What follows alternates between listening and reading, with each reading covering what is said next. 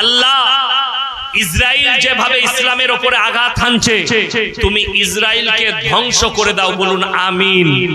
আল্লাহ তাড়াতাড়ি খুরাসান থেকে যে দলটা বের হবে তাদেরকে তাড়াতাড়ি বার করে তাদের কাছে পাঠাও, যাতে ইসরাইলের খতম হয়। নেতাইহুর মৃত্যু অনিবার্য। এই বর্তমান সময়ে নেতাইহুকে যে হত্যা করতে পারবে সে আল্লাহর কাছে বড় একটা মর্যাদা পাবে। একটা কথা আপনারা সবাই শুনে যান, কোরআনে আছে গায়রিল মাগজুবি আলাইহিম ওয়ালাদ-দাল্লিন। মাগজুম মানে ইহুদি আর দাল্লিন মানে নাসারা। এই দুটো দলই আল্লাহর কাছে পদভ্রষ্ট এবং এদের যতজন অনুসারী হবে তারাও পদভ্রষ্ট। ইহুদি কখনো কিয়ামতের সকাল পর্যন্ত মুসলমানের বন্ধু হতে পারে না। এটা মুসলমানকে মাথায় রাখতে হবে। ইহুদি কখনো তোমার বন্ধু হবে না। খ্রিস্টান তাকে যদি দাওয়াত দেন ইসলাম কবুল করার সম্ভাবনা আছে। ইহুদি যদি বলে ইসলাম ভালো লাগে, জানবেন আপনাকে ধোঁকা দিচ্ছে, আপনার পেছনে কোনো একটা আঘাত আনবে। ওই জন্য খুব সাবধান। দেখুন খ্রিস্টানরা আছে আমাদের পৃথিবীতে, আছে না নাই? খ্রিস্টান পৃথিবীতে এখন সব থেকে বেশি মাননেওয়ালা খ্রিস্টান ধর্ম অবলম্বন। দ্বিতীয় নম্বরে ইসলাম আছে, সব থেকে বেশি খ্রিস্টান। খ্রিস্টানরা যদিও আল্লাহর রাসূলকে গালি দেয়, কিন্তু আমরা ঈসা মসিহকে গালি দিতে পারবো না, দেওয়া যাবে না। আপনার ঈমান ধ্বংস হয়ে যাবে, বেঈমান হয়ে যাবেন। কেন? আল্লাহ কোরআনে বললেন আমি যতগুলো নবী পয়গম্বর পাঠিয়েছি সবারই উপরে তোমাদেরকে বিশ্বাস রাখতে হবে যে এগুলো সব আল্লাহর পাঠানো পয়গম্বর। জোরে বলুন সুবহানাল্লাহ। তো রাসূল সাল্লাল্লাহু আলাইহি সাল্লাম কি আকীদা এনে দিলেন, কি ধর্ম নিয়ে এলেন, যে পেছনে যতগুলো নবী গুজরে গেছে এদিকে নবী বলে তোমরা বিশ্বাস করবে, অস্বীকার করো না। এটা রাসূলের আখলাক আল্লাহ কোরআনে দিলেন। বর্তমানে দেখুন পৃথিবীর অনেক, আমাদের দেশের অনেক মুসলিম বুদ্ধিজীবীরা বলছে আমাদের মতো মৌলবীর লেগে এরা কেন ফিলিস্তিনের লেগে মাথা ফাটাচ্ছে, এরা কেন গাজার লেগে মাথা ফাটাচ্ছে। আমাদের দেশের মিডিয়ারা বলছে ये मौलवी लोग उसका रहे हैं, फिलिस्तीन के साथ तुम हिंदुस्तानी हो, तुम्हारे क्या दर्द है सर में फिलिस्तीन वालों के लिए, गाजा वालों के लिए। अरे भाई আমার মুসলমান ভাই, কিয়ামতের ময়দান হবে ওই ফিলিস্তিনের ময়দানটায়। ওই জায়গায় আল্লাহ সকলকে হাজির করবেন। প্রথম কাবা হচ্ছে ওইটাই। আর আপনারা যেটা দেখতে পাচ্ছেন গোল্ডেন কালারের গম্বুজ আছে, আছে না নাই সোনার, ওইটা কিন্তু বাইতুল মুকদ্দাস, ওই মসজিদটা নয়। ওই জায়গাটা হচ্ছে টেম্পল। কিসের টেম্পল? যে জায়গার উপরে আল্লাহর হাবিব সাল্লাল্লাহু আলাইহি সাল্লাম পা রেখে বুরাকের উপরে চেপেছিলেন, বলুন সুবহানাল্লাহ। আর যেটা কালো গম্বুজ, কালো মসজিদ, হযরত সুলাইমান আলাইহিস সালাতু ওয়াস সালাম জিন জাতির দ্বারা তৈরি করেছিলেন। ওটা হচ্ছে কালোটা, ওটা ইহুদিরা আর আমেরিকা লুকাতে চাইছে। আর পৃথিবীর বুকে ওই গোল্ডেন কালারের গম্বুজটা, টেম্পলটা প্রচার করতে চাইছে। তার মানে এটা বলবে মসজিদ হিসাবে নিয়ে নাও, ওটা কেড়ে নেবে। মুসলমান সচেতন নয়। আপনি ঘুমিয়ে আছেন, আপনারা জানেন আমাদের এলাকায় এক জায়গায় ফুটবল খেলা হচ্ছে। ফুটবল টুর্নামেন্ট হয় না? হয় না? হয়। এই তো অনেক এলাকার, আপনাদের উলুবেড়িয়ার একটা টিম আমার গ্রামে খেলতে গিয়েছিল, ভালো প্লেয়ার, জিতেছিল। তো আমার এলাকায় খেলা হচ্ছে, অনেক মুসলিম মানুষ দেখতে গেছে। তো তাদের সঙ্গে মোটামুটি নামাজ পড়ে, একদম গ্যারান্টি দিয়া নামাজি নয়, মোটামুটি নামাজি, হালকা ফুলকা চাচা দাঁড়িয়ে আছে। তো যুবকরা বললে চাচা এক কাজ করো, আসরের সময় হাফ টাইম হয়েছে, তো আসরের নামাজটা পড়ি, বলে তাহলে উজু কর। সবাই উজু করেছে। ও কি করেছে, দক্ষিণ দিকে মুখ করে নামাজ পড়িয়ে দিয়েছে। সালাম ফিরার পরে বলছে চাচা এটা দক্ষিণ দিকে। বলবে তোরা মশলা জানিস, আল্লাহ সব দিকেই আছে। মানে এই হচ্ছে সব থেকে বড় মুফতি, মানে ফতোয়া দিয়ে বেঁচে গেল। মানে আমারটা গোলমাল লয়, গোলমাল তোদের, আল্লাহ সব দিকেই আছে। আমরা মৌলবীরা জানি না আল্লাহ সব দিকেই আছে, কিন্তু আল্লাহ রাব্বুল ইজ্জাত প্রথম কাবা নবীজি সাল্লাল্লাহু, এটা কোরআন শোনাচ্ছি, আল্লাহর হাবিব মসজিদে আকসার দিকে বাইতুল মুকাদ্দাসের দিকে মাথা করে নামাজ পড়ছেন, নামাজে সিজদায় আছেন, সিজদার হালতে জিবরিল আমিন আয়াত আনলেন, সাতরাল মসজিদিল হারাম, আপনি এই অবস্থায় আপনার মাথাটাকে কাবার দিকে ফিরিয়ে এলেন। নামাজের অবস্থায় আল্লাহর হাবিব মসজিদে হারামের দিকে মাথাটা করলেন, জোরে বলুন সুবহানাল্লাহ। আস্থা দিক নয়, আল্লাহ তাআলা শুনেলেন। আমাদের অনেকে বলে পশ্চিম দিকে মুখ করে নামাজ পড়তে হয়, না, ভুল। কিবলামুখী হয়ে নামাজ পড়তে হয়। কেউ যদি উত্তরে থাকে কাবা, সে দক্ষিণ দিকে মুখ করে নামাজ পড়বে। যারা কাবার দক্ষিণে আছে তারা উত্তর দিকে, যারা পূবে আছে, যারা পশ্চিমে আছে তারা পূব দিকে, যারা পূবে আছে তারা কাবার পশ্চিম দিকে মুখ করে নামাজ পড়বে। শর্ত হচ্ছে কিবলামুখী হওয়া। ওই জন্য দেখবেন আমরা ট্রেনে গেলে, কোন জায়গায় সফরে গেলে ক্যাম্পাস দিয়ে দেখে নি কাবাটা কোন দিকে পড়ছে। কথাটা বুঝতে পারেন? আমার মুসলমান ভাই, আপনি যদি ভাবেন আমি মুসলমান, আমাদের দেশের লোক কি নামাজ, রোজা, তাসবিহ, তেলাওয়াত, হজ, যাকাত মনে করেছে এইটাই শুধুমাত্র ইসলাম। না, পরিপূর্ণ একটা জীবন ব্যবস্থার নাম ইসলাম।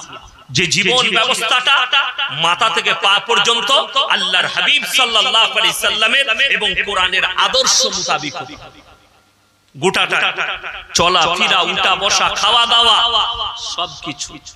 আমাদের দেশে তিনটে কোয়ালিটির নামাজি আছে। কটা বললাম? তিনটে। একটা হচ্ছে শুধুমাত্র ঈদ আর বাকরা ঈদ, একটা হচ্ছে জুম্মা, আর একটা হচ্ছে 5 ওয়াক্ত। আমি এক জায়গায় নামাজ পড়াই, 10টা 12টা 15টা গ্রাম নামাজ পড়ে একসাথে ঈদে। একজন বয়ান শেষ হয়েছে, নামাজে দাঁড়াবো, একজন কানে কানে বললে হুজুর নিয়তটা বলে দেন। আমরা মোটেই বলবো না। কি হয়েছে কালকে কাল নিয়ত বলতে হবে? বলে হুজুর অনেকজন এসছে, যারা আসেন এমন তাদের নামাজ এমনিও হবে। আপনারা ইমানদারির সঙ্গে বলবেন, মোল্লা বসে আছে, ইমাম সাহেব, কোন ব্যক্তি নিয়ত জানে না, সে যদি মসজিদে দাঁড়িয়ে বলে কিংবা ইমামের পেছনে দাঁড়িয়ে, আল্লাহ আমি জুম্মার নামাজে নিয়ত করলাম, এই ইমামের পেছনে মুখ আমার কাবা শরীফের দিকে, আল্লাহু আকবার, নামাজ হয়ে যাবে। কিন্তু সে যদি সানা না জানে, রুকু সিজদা তাসবিহ না জানে, আত্তাহিয়াত না জানে, দরুদ শরীফ না জানে, দোয়ায়ে মাশুরা না জানে, তার নামাজ হবে? নামাজ হবে না। ই শুধু ঈদ আর বাকরা ঈদে আসে, কোন দোয়া মুখস্থ নাই, খালি মুখস্থ আছে কি হুজুর নিয়তটা বলে দিন। নিয়ত নিয়ে কি করবি বে? গলায় শ্বশুর একটা ঈদেতে তাওয়ালি দিয়েছে, এরকম করে লাগিয়ে চলে গেছে। হাজী সাহেবের পাশে দাঁড়িয়েছে, হাজী সাহেব মনে মনে ভাবছে সালা আমার থেকেও বড় মুসল্লি। কি বুঝলেন? হাজী সাহেব তো আর জানে না মালটা গোলমাল, ও দোয়াও জানে না, কিচ্ছু জানে না। হাজী সাহেব বেচারা নিয়ত বেঁধে বলছে সুবহানাকাল্লাহুম্মা ওয়া বিহামদিকা ওয়া তাবারাকাসমু তাআলা জাদ্দু ওয়া লা ইলাহা গায়রু। ও দেখলা সালা হাজী সাহেব কি পড়ছে, তো ও চালাচ্ছে, কিন্তু কিছু পড়ে নাই। আরে ভাই, তুমি এই নামাজি শুধুমাত্র ঈদ বাকরা ঈদের নামাজি, আপনার জানা নাই? হাদিস শুনেলেন রাসূলের, আল্লাহর হাবিব বললেন রাসূলের হাদিস, যার নামাজ নাই তার মধ্যে ইসলাম নেই। আপনি ভেবে দেখুন, যারা বলছে দাড়ি রেখে, যারা বলছে চাকরি করে, যারা বলছে নিজেদেরকে শিক্ষিত ভেবে যে আমরা নামাজ পড়ি না, কি হয়েছে, আমরা মুসলমান ঘরে জন্ম নিয়েছি, রাসূলের হাদিস মোতাবেক তোমার মধ্যে ইসলামই নেই। একটা চাষি লোক চাষ করে, সবজি বিক্রি করে রানীহাটিতে, কিন্তু লোকটা 5 ওয়াক্তের নামাজি। জানবেন এই লোকটাই শিক্ষিত লোক, এবং এই লোকটারই আল্লাহর কাছে গ্রহণযোগ্যতা আছে, রাসূলের কাছে এই লোকটাই গ্রহণযোগ্যতা আছে। হাদিস মোতাবেক যে নামাজ পড়ে না, অথচ গরুর গোশত খেয়ে বলে আমি মুসলমান, আল্লাহর রাসূল বললে তার মধ্যে ইসলাম নেই, যার মধ্যে নামাজ নেই। আপনি ভেবে দেখবেন, যদি নামাজ আপনার মধ্যে না থাকে আপনি কেমন মুসলমান, আপনি ভেবে দেখবেন। আল্লাহর হাবিবের কথা, আপনি যাকে মুসলমান ভাবছেন সে হচ্ছে 1 নম্বর মুশরিক। কেন বললাম? আমার কাছে প্রুফ আছে, প্রুফ না দেখে কথা বলা যাবে না। আমি নিজে দেখেছি ইউটিউবার, ফেসবুকে শাহরুখ খানের মতো ব্যক্তি উমরা করে এসছে, আবার নিজের ফিল্মের প্রমোটের জন্য মন্দিরে পুজো দিতে যাচ্ছে। এই লোকটা মুশরিক, আল্লাহর কসম মুশরিক। এই যদি ইস্তেগফার করে প্রকাশ্যে যে আমি তওবা তিল্লা করলাম, আল্লাহ ইস্তেগফার করলাম, এই কাজ থেকে ফিরে এলাম, কালমা পড়ে নিলাম, তবে এই লোকটার মাফি আছে। অনেক যুবকের গায়ে ব্যথা হয়, কিচ্ছু হয়নি, অনেকে দাঁড়িয়ে আছেন পেছনে, সামনে চেয়ার খালি আছে, ভাই পেরিয়ে চলে আসুন, সামনে চেয়ার খালি আছে, আপনারা পেরিয়ে আসুন, আলহামদুলিল্লাহ পেরিয়ে আসুন, এইদিকে চলে আসুন, সামনে চলে আসুন, চেয়ার খালি আছে ভাই, যারা আসবেন আসুন। আমার মুসলমান যুবক কষ্টটা কোথায় জানেন? আজকে যদি বর্তমানে আপনি রাসূল সাল্লাল্লাহু আলাইহি সাল্লাম আখলাক মুসলমানের কাছে থাকতো, আল্লাহর কসম করে বলছি পৃথিবীর কোন ক্ষমতায় মুসলমানের একটা চুল বেঁকা করতে পারেনি, আর কিয়ামত পর্যন্ত পারবে না। আপনারা কি ভাবছেন? আল্লাহর কসম খেয়ে বলে যাচ্ছি, গোটা পৃথিবীর বেঈমান কাফের থেকে মুসলমান কেউ যদি সিজদা না করে, আমার আল্লাহর এতটুকু কোন রকমের যায় আসবে না। জোরে বলুন সুবহানাল্লাহ। আল্লাহ যে জায়গায় আছেন, ছিলেন, আর কিয়ামত পর্যন্ত থাকবেন। শুনেলেন কোরআনে আছে, হে আমার নবী বলে দাও পৃথিবীর মানুষ, হে বেঈমান কাফেররা, তোমরা সিজদা করো আর না করো, তোমাদের ছায়াগুলো আমাকে 24 ঘন্টা সিজদা করে। জোরে বলুন সুবহানাল্লাহ। তোমার ছায়াকে দাঁড় করিয়ে দেখাও। বিল ক্লিনটন থেকে শুরু করে আমেরিকার প্রেসিডেন্ট, রাশিয়ার প্রেসিডেন্ট, পৃথিবীর নেতারা কান খুলে শুনে নাও, আল্লাহর কসম তুমি দাঁড়িয়ে থাকবে, তোমার ছায়া আমার আল্লাহর কাছে সিজদায় শুয়ে থাকবে। আমার ভাই, ওই জন্য আপনার কাছে ভয় খাবার রাস্তা নেই। মুসলমান আপনি কাকে ভাবছেন? যারা মুসলমান, মুসলমানের আইকন। আজকে কিছু শিক্ষিত মুসলমান বলে এই মৌলবীদের কাছে, এই মুসলমানের কাছে, ভারতের মুসলমানের কাছে, এদের কাছে নামাজ আছে, রোজা আছে, টুপি আছে, দাড়ি আছে, তাসবিহ আছে, তেলাওয়াত আছে, কোরআন আছে, হাদিস আছে, কিন্তু এদের কাছে টেকনোলজি নাই, এদের কাছে কোন রকমের কোন বৈজ্ঞানিক পদ্ধতি নেই, এদের কাছে নাসা নাই, এদের কাছে প্রযুক্তি নেই। আমার ভাই, যাদের কাছে প্রযুক্তি আছে তারা শুনলেন। আমি দেখলাম আজকে বড় কষ্ট লাগে, ফেসবুকে, মোবাইলে, ইউটিউবে দেখতে পাচ্ছি একের পর এক এই ভারতে ইসলামের বিরুদ্ধে চক্রান্ত চলছে, পৃথিবী ইসলামের বিরুদ্ধে চক্রান্ত চলছে। মুসলমান নীরবে ঘুমিয়ে আছে, চোখ বন্ধ করে আছে। কেন? আল্লামা ইকবাল লিখেছেন, ইস ঘর কো আগ লাগি ঘর কি চিরাগ সে। মুসলমান তোমরা নিজেদের ঘরে নিজেরা আগুন ধরিয়েছো। আমার আগে বক্তা বলছিলেন, আমি শুনছিলাম বাড়িতে, কে দেওবন্দি, কে ফুরফুরা, কে কুন্দল জানি না, আমরা মুসলমান। আপনাকে একটা কথা বলে দিই, অনেক শিক্ষিত ব্যক্তির বক্তব্য যে এতগুলো মুসলমানের দল হলে কি করে চলবে, সবাই একটা ছায়া তলে আসুক। আমি চ্যালেঞ্জ করলাম পৃথিবীর মৌলবী মুহাদ্দিসদেরকে, এটা আমার চ্যালেঞ্জ, কিয়ামতের সকাল পর্যন্ত রাসূলের হাদিস মিথ্যা হয়ে যাবে। আল্লাহর হাবিব বলেছেন কিয়ামতের পূর্বে আমার উম্মত 73টা দলে বিভক্ত হবে, এটা না হওয়া পর্যন্ত কিয়ামত হবে না। তাই কোন পৃথিবীর মৌলবী, কোন শক্তির পক্ষে সম্ভব নয়, সব একটা ছায়া তলে নিয়ে আসে। এরপরে হক আর না হক, আমি ইয়াসিন না হক পথে আছি। আপনার আখলাক কি দেখবেন শুনেলেন, আপনার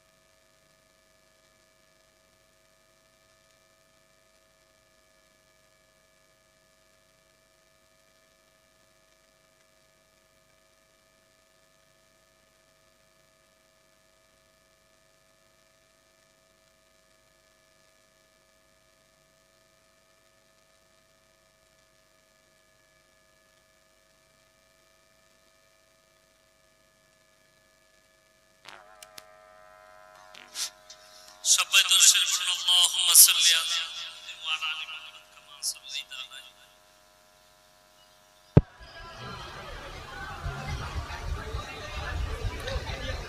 ভাই যারা বসার জায়গা পাচ্ছেন না একটু নিজেরা দেখে একটু বসে যান, কিংবা বলছি যে স্টেজে দু চারজন এখানে বসে যান, ভালো হবে।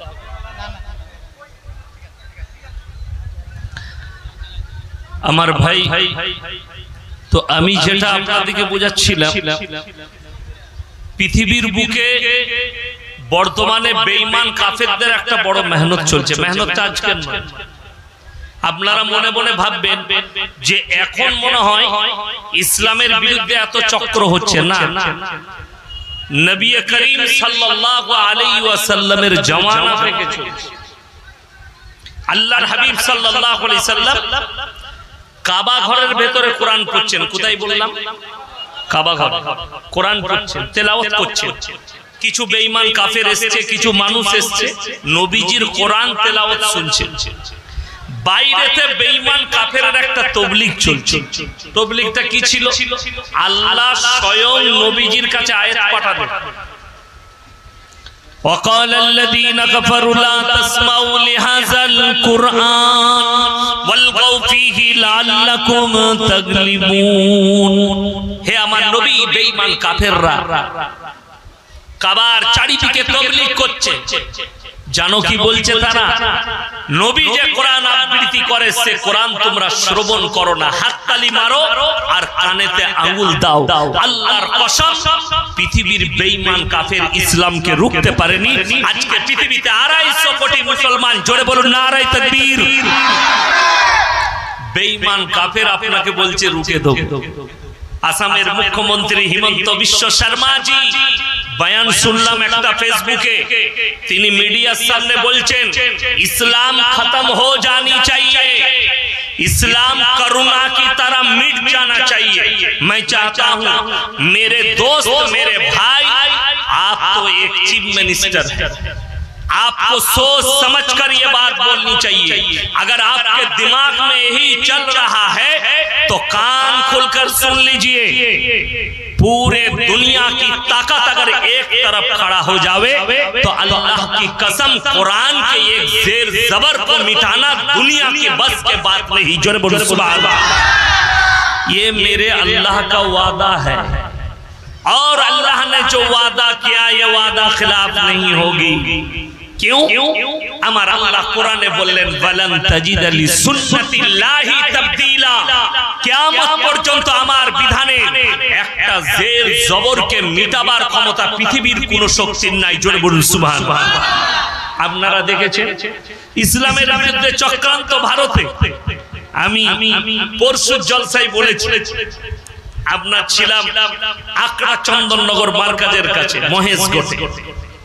আমি বলে এসেছি আমার ভাই, বেঈমান কাফেররা সব সময় এই ভারতের এক শ্রেণীর মিডিয়া তারা লেগে আছে, তাদের সকাল থেকে তাদের আলোচনা হচ্ছে দাড়ি, টুপি, মাদ্রাসা, মসজিদ, তাবলীগ, নামাজ, রোজা, এটা নিয়ে তাদের আলোচনা।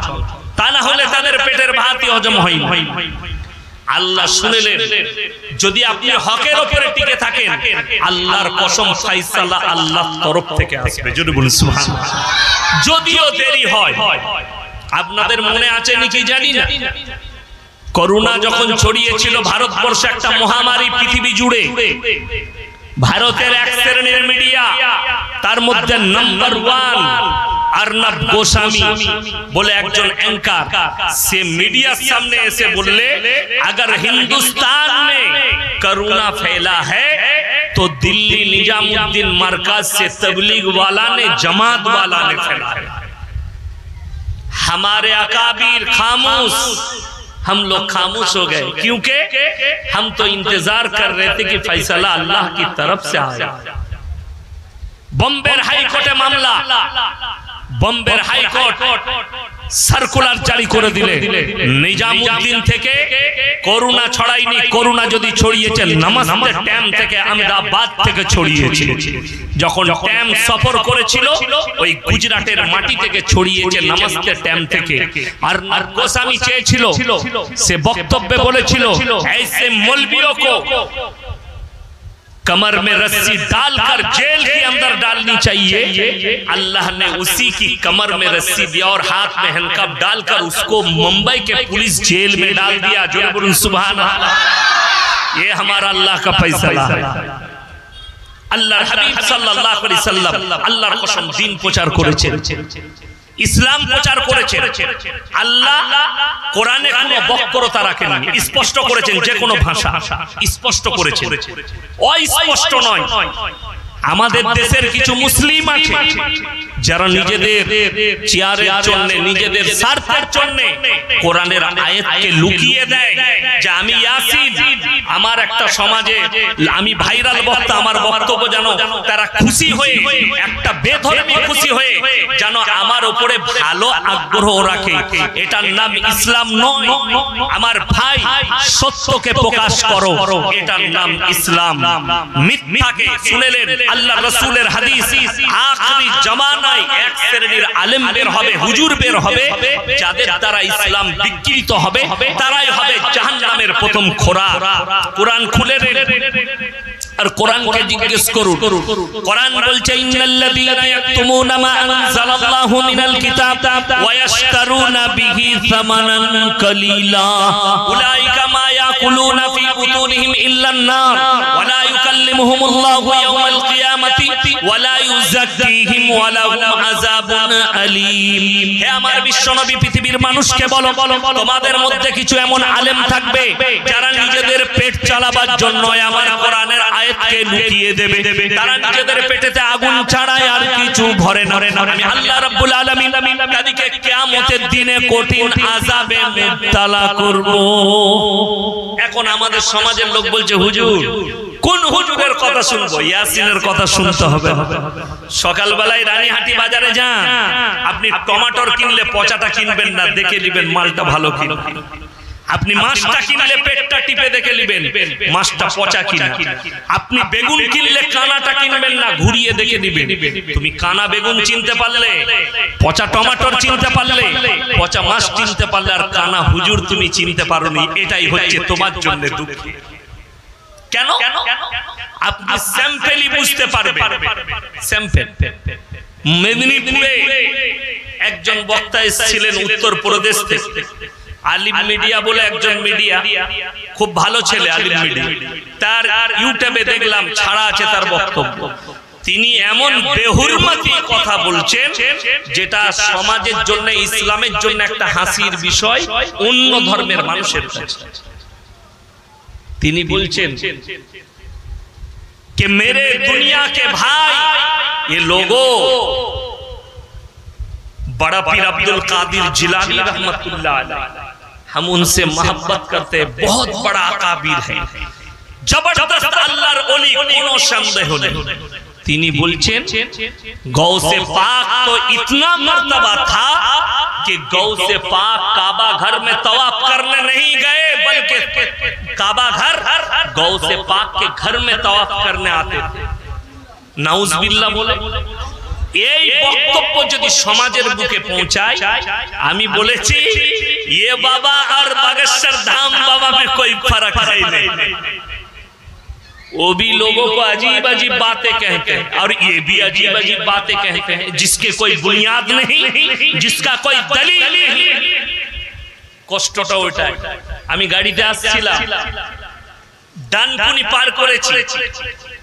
কোথা থেকে বলছো? মুর্শিদাবাদ থেকে। এই ইয়াসিন, অমুকের বাচ্চা, গালি। আমরা আলহামদুলিল্লাহ, আমি তো জানতাম না যে তুমি আমাকে এত ভালো দোয়া দিবে, এটা আমার জন্য দোয়া। আমরা রেকর্ডিং করো, এটা দোয়া দিচ্ছ আমাকে, আমি দোয়া পাচ্ছি, আল্লাহ তোমাকে হিদায়াত দেয়। কি হয়েছে বলো? বলছে তোমাকে দলিল দিতে হবে। আমি বললাম বাবা কিসের দলিল দেব? তুমি বলেছো জুলুস বার করা যাবে না ডিজে বাজিয়ে। আমি বললাম ভাই দলিল আমার কাছে না। তাহলে তুমি বললে কেন? আমরা তবে আমার একটা কথা শুনি, আপনারা আজকে এশার নামাজ ক রাকাত পড়েছেন? ফরজ নামাজ কথা বলেন না, 4 রাকাত। আচ্ছা, নামাজ বেশি পড়া ভালো না খারাপ? ভালো। তো আমি যদি বলি মৌলভী শওকতের বেটা মৌলভী ইয়াসিন, আমি আজ থেকে বলে যাচ্ছি কাল থেকে তোমরা 6 রাকাত নামাজ পড়বে, ফরজ নামাজ। কি চাইবেন আমার কাছে? কথা বলেন না, কি চাইবে? বুঝো কি চাইবে? দলিল। আমরা যে 6 রাকাত পড়ব তার দলিল দেন, চাইবেন না চাইবেন? বড় কষ্টের বিষয়। আমি যদি বলি পড়া যাবে না এরকম দলিল দেন, আপনাদের ইমাম সাহেবদের ব্রেন গুলো চলে যাবে, যাবে না? যাবে। আমি যদি বলি এই জায়গাটা আমার বাপের, তো দলিল কে দিবে? আপনারা? আমি? কথা বলেন না, আমি দেবো না আপনারা দিবেন? আমি দেবো, আমাকে দিতে হবে, বড় কষ্টের বিষয়। আর আমি যদি বলি যে আমার বাপের নয় এরকম একটা দলিল তোমরা দেখাও, তো আমাকে রাঁচিতে পাঠাবেন না? পাঠাবেন না, যে মালটার ব্রেন চলে গেছে। হ্যাঁ, তো বড় কষ্টের বিষয়। আমি বললাম ভাই তুমি বলছো নাচ করব, জুলুস করব, সব করব, তো করো, দলিল তুমি দিবে। আমার কাছে দলিল নেই। আপনারা ইমানদারির সঙ্গে বলবেন, গালিগালাজ নয়। যদি তোমার হিম্মত থাকে তুমি মৌলবি নিয়ে এসো, আর হাদিস আর কোরআন নিয়ে এসো দলিল দিতে, আমাকে ঢেকে দাও। তা না হলে তোমাকে আমি একটা দলিলে চুপ করিয়ে দেবো। আপনারা ইমানদারির সঙ্গে বলবেন, এখানে যতগুলো নামাজি বেনামাজি রাসূলের মহব্বত করনে वाला যারাই বসে আছেন, আল্লাহর নবী সাহাবীদের থেকে কেউ বেশি নবীজিকে মহব্বত করতে পারে? পারে না। কোন পৃথিবীর মৌলবি একটা যদি হাদিস থেকে দলিল দেয় যে আল্লাহর রাসূল সাল্লাল্লাহু আলাইহি সাল্লাম চলে যাওয়ার পরে একজন সাহাবী এরকম ভাবে ঝান্ডা নিয়ে জুলুস বার করে ডিজে বাজিয়ে নবীর জন্মদিন পালন করেছে, আমি মৌলবি শওকতের বেটা জীবনে আর সমাজের বুকে বক্তব্য দেব না। এটা চ্যালেঞ্জ। হাওড়া জেলায় আর দাওয়াত দেব না। যদি 2 ঘন্টা স্টেজে আসি, কোন বাপের বেটা মৌলবি থাকলে নিয়ে এসো, আর তর্ক বিতর্ক নয়, হাদিস আর কোরআন নিয়ে আসতে হবে। তিরমিজি, বুখারী, আবু দাউদ, ইবনে মাজাহ, নাসাই, সরি যে হাদিসটা আনবে আনো, একটা দলিল দাও। এই সাহাবী জুলুস বার করে, তিনি মক্কায় মদিনায় জুলুস বার করে তিনি নবীর জন্মদিন পালন করেছে। আরে শোনো হাদিস কি আছে? আল্লাহ রাসূল সাল্লাল্লাহু আলাইহি সাল্লাম সোমবার এই দিনে তিনি রোজা রাখলেন। সাহাবীরা বললেন, ইয়া রাসূলুল্লাহ আপনি রোজা রাখলেন। আল্লাহর হাবিব বললেন, আল্লাহ দয়া করে মেহেরবানি করে এই দিনে আমাকে দুনিয়ার বুকে পাঠিয়েছেন, আমি আল্লাহর শুকরিয়া স্বরূপ রোজা রাখলাম। জোরে বলুন সুবহানাল্লাহ। আমার বড় কষ্ট লাগে, ইউটিউব আর ফেসবুক খুলে, আর ইউটিউব খুলে দেখলেন আমি যদি মিথ্যা বলে থাকি, দুটো দলিল দেব, ইউটিউবে আর ফেসবুকে পেয়ে যাবেন। আপনি লিখুন বর্তমান টাউনে 12ই রবিউল আউয়ালের মিছিল, আপনি মোবাইলে পেয়ে যাবেন। হিন্দি গান চাপিয়ে ডান্স করে 12ই রবিউল আউয়াল পালন হচ্ছে। এটা যদি ইসলাম হয়, তাহলে আমি আল্লাহর কসম করে বলছি, তোমার উপরে পৃথিবীর জাতি, প্রত্যেকটা জাতি ঘৃণা করে। তুমি কোরআন বিরোধী, তুমি শয়তানের সাথী ছাড়া আর কিছু হতে পারো না। আরে শুনলেন, হাওড়ার বাগনানে ইউটিউব আর ফেসবুক খুলেন, 2 বছর আগে সেখানে ফুরফুরার একজন পীরজাদা ছিলেন, তিনিও নিন্দা করেছেন যে যদি জানতাম তোমরা এইভাবে ডিজে বাজিয়ে ডান্স করবে আমি এই প্রোগ্রামে আসতাম না। তিনার নামটাও করে যাচ্ছি, তিনি হচ্ছেন সাইম সিদ্দিকী সাহেব। আমি ফেসবুকে দেখেছি, ইউটিউবে দেখেছি, তিনি তোমাদেরকে ঘৃণা করেছেন। কেন? সে জানে এটা শরীয়ত বিরোধী কাজ। আমাকে ফোনে গালি দিয়ে লাভ হবে না। তুমি আমাকে মার্ডার করতে চাও? আল্লাহর কসম করে বলছি, আমাদের আকাবিররা জেলের ভেতরে আন্ডারপন পরে দিন কাটিয়েছে, তোমার জানা নাই? শাইখুল হিন্দ রাহমাতুল্লাহ আলাইকে ইংরেজের বাচ্চারা হাত পা টেনে দিয়ে কোমরে আগুন জ্বালিয়েছিল। যখন তিনি ইন্তেকাল করেন, তখন বাংলার মাটিতে মাদানী সাহেব খবর এলো তিনি চলে গেলেন। যারা গোসল দিয়েছিল তারা কাঁদতে লাগলো, হযরত আমরা যেটা দেখলাম খাবার নয়। কেন? বলে শাইখুল হিন্দ রাহমাতুল্লাহ আলাইহির কোমরে মাংস ছিল না, শুধু চামড়াগুলো গুটিয়ে হাড়ে লেগেছিল। বলে জানো কেন? ইংরেজের বাচ্চারা হাত পা টেনে দিয়েছিল আর কোমরের তলায় আগুন জ্বালিয়ে বলেছিল, তুমি ইংরেজদের পক্ষে ফতোয়া দাও মুসলমানদের কাছে। তিনি বলেছিলেন, আমি হচ্ছি হযরতে বেলালের উত্তরসূরি, সাহাবীদের উত্তরসূরি। তোমরা যদি আমাকে গোটায় আগুন দিয়ে পুড়িয়ে দাও, আল্লাহর কসম তোমাদের বিরুদ্ধেই আমার ফতোয়া বেরোবে। জোরে বলুন সুবহানাল্লাহ। আমরা হচ্ছি তাদের উত্তরসূরি। তুমি কাকে মারার হুমকি দিচ্ছ, কাকে কাকে করার হুমকি দিচ্ছ, মার্ডার করা, ইনশাআল্লাহ রেডি আছি, শহীদের মর্তবা পাবো। দিনের খাতিরে যদি মৃত্যু চলে আসে দুঃখ নাই, খালি দুঃখ একটাই থাকবে, আল্লাহ শুনে নাও হযরতে উমরে ফারুক রাদিয়াল্লাহু তাআলা আনহুকে ফজরের নামাজে ভুজালি মারা হয়েছিল, সেই বেঈমান আর বেরিয়ে পালাতে পারেনি। হযরতে নামাজ শেষ হয়েছে, হযরতে উমর বললে, হে সাহাবীরা, আমি কাতরা খতবিকতে আমাকে ভুজালিটা কে মারলো? সাহাবীরা বললেন, হে ওমর, হে আমিরুল মুমিনিন, আপনাকে যে ভুজালি মেরেছে সে হচ্ছে বেঈমানের চল লুলুত দ্বারা তুমি খতবিকত হয়েছো। হযরতে ওমর বললে, আল্লাহ শুকর আদায় করছি আমাকে কোনো মুসলমানে মারেনি, আর তুমি মুসলমান হয়ে তুমি বলছো মেরে দেবো। আরে ভাই, তোমার কাছে কোরআন হাদিসের দলিল থাকলে তুমি দলিল দাও, গালি দিচ্ছ। বুখারী শরীফের হাদিস, যারা অশ্লীল ভাষা ব্যবহার করে, গালিগালাজ করে, এটা মুনাফিকদের এক নম্বর আলামত। এটা মুনাফিকদের এক নম্বর আলামত। তুমি যে হুজুরকে মানো, আমি কসম খেয়ে বলছি, সে হুজুর যদি বলে ইয়াসিনকে গালি দিয়েছো, ঠিক করেছো, তাইলে আমি বলবো তোমার হুজুরকে জিজ্ঞেস করবে যে হুজুর বুখারী শরীফের হাদিসগুলো একটু পড়ে শোনা। কষ্ট হবে, দুঃখ লাগে। নামাজ নেই, নামাজ 5 ওয়াক্তের ফরজ না ফরজ নয়? ফরজ। এখানে যদি কোনো মৌলবি বলতে পারে জুলুস বার করে ফরজ, ওয়াজিব, সুন্নাত, নফল কিছু যদি বলে ভালো কাজ, আল্লাহর রাসূলের মহব্বতে যদি জুলুস বার করা যায়, তা আল্লাহর মহব্বতে 2 রাকাত নামাজ বেশি কেন পড়া যাবে? কথাটা বুঝতে পারেন? যদি আল্লাহর মহব্বতে 2 রাকাত 4 রাকাতের জায়গায় 6 রাকাত ফরজ নামাজ পড়তে গেলে যদি দলিলের প্রয়োজন পড়ে, তুমি রাসূলের মহব্বতে একটা কাজ করবে, দলিল লাগবে না? আল্লাহর রাসূল কি ইসলামের বাইরে? আল্লাহর কসম করে বলছি, রাসূল সাল্লাল্লাহু আলাইহি সাল্লামের আখলাক আর চরিত্রের মধ্যে এসো, যদি চলে আসো, তোমার মুখ দিয়ে গালি বের হবে না, তোমার আখলাক চরিত্র ভালো হবে, তুমি বেনামাজি হবে না, তুমি বদদিন হবে না, তোমার আখলাক আর চরিত্র হবে দ্বীনের উপরে। আরে শুনে রেখে দেন, আজকে মুসলমান তো এটা না বুঝার কারণে সে কি মনে করেছে, আপনি দেখুন ভেবে, আমাদের এখানে ফুটবল খেলা হয়, ক্রিকেট খেলা হয়, হয় না? হয় না? যারা জিতে তারা নাচে না, যারা হেরে যায় তারা নাচে? যারা জিতে তারা নাচে। আচ্ছা, আমাদের বাম মরে গেলে নাচি না ব্যাটার বিয়েতে নাচি? ব্যাটার বিয়েতে খুশি হয় না? হয় না? ব্যাটার বিয়ে আছে, বিটির বিয়ে আছে, খুশি, এই মেহমান এলে, আরে ভাই বুকে জড়িয়ে এসো, তাড়াতাড়ি খানা খাবে। কি বুঝলি? আমি 1 সপ্তাহ আগে এসেছিলাম আপনার কাটলিয়াতে। মাহমুদ আলী সাহেব, হাজী মাহমুদ আলী সাহেব ইন্তেকাল করেছিলেন, যিনি আলামিন মিশনের সভাপতি ছিলেন। আমি ওনার বাড়িতে দেখা করতে এসেছিলাম। তো ওই দিনই আমার একজন বন্ধু মুফতি আব্দুর রাজ্জাক সাহেব এসেছিলেন। এই আপনার ডোমজুরের কাছে, ওটার নাম হচ্ছে আপনার করলা, ওখানে আমার জলসা আছে, করলা মাদ্রাসায় এই বসে।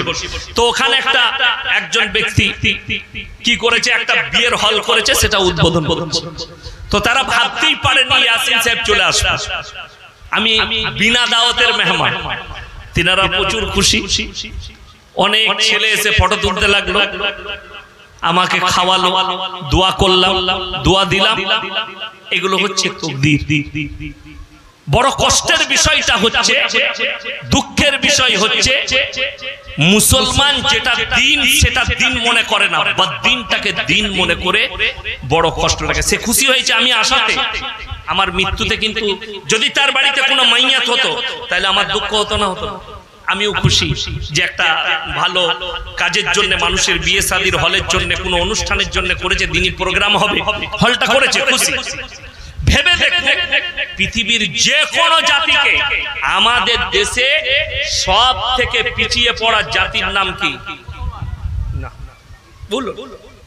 সব থেকে পিছিয়ে পড়া হচ্ছে আদিবাসী, যেটা ঝাড়খণ্ডে বেশি আছে। আমাদের রাজ্যের মধ্যে পুরুলিয়া, ঝাড়গ্রাম, মেদিনীপুর, বাঁকুড়া, এই জেলাগুলো আদিবাসী ভাইরা, এরা সব থেকে পিছিয়ে পড়া। এদেরকে জিজ্ঞেস করুন যে ভাই, তোমাদের ধর্মে কোনো মানুষ মারা গেলে তোমরা নাচো না দুঃখ পালন করো? তারা বলবে আমরা কাঁদি, বাপ মরে গেলে, মা মরে গেলে কাঁদি।